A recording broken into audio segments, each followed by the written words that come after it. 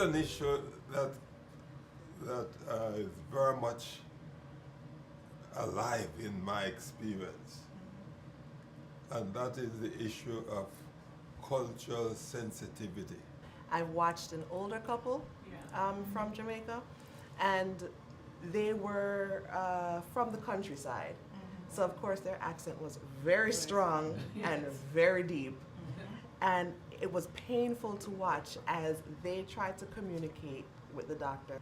And they have an accent, and the doctor feels like they don't understand, so they don't bother to try to explain the whole situation. They just kind of shorten it and here, and that's it.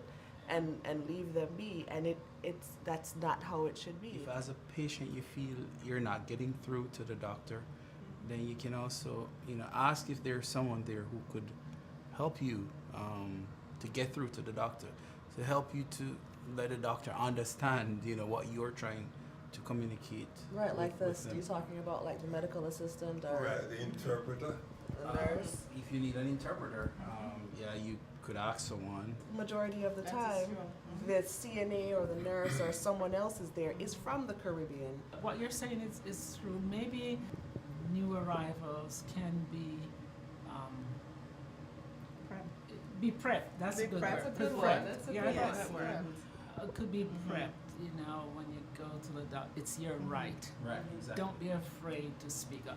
Sometimes we tend to get a little shy, thinking that, you're not supposed to be talking back to the doctor but you need to speak up.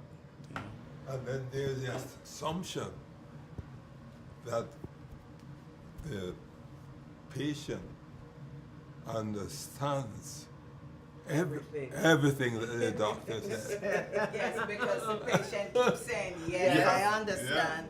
Yes, I understand. With a smile, of course. After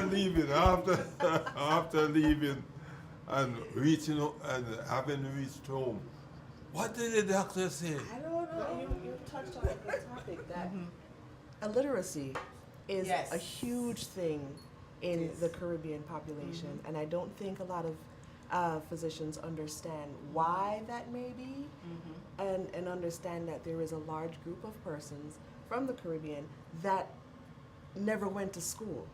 And it's hard to fathom, of course, that this happens. But when your doctor says to you, go to this website and you can read up more about it, or here's a pamphlet on this information. And of course that causes great shame to have to say, I can't read, I don't understand. And so of course, the answer is, okay, in case they may not be able to say or want to say, I can't read. They can come out and say, well, can you explain it to me a little bit more? I'm not that great with the computer. Or I don't own a computer. Or I don't own a computer. Is there an informational session? And ask for what you want.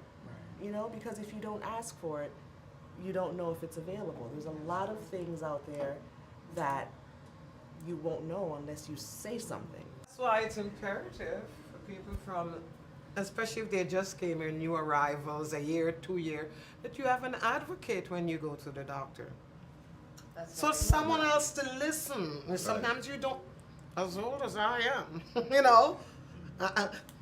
see, when I write, and I say, wait, what is that? What do you think? What will you do? You need someone else to listen sometimes, and when you go home, at least you have someone else to consult with.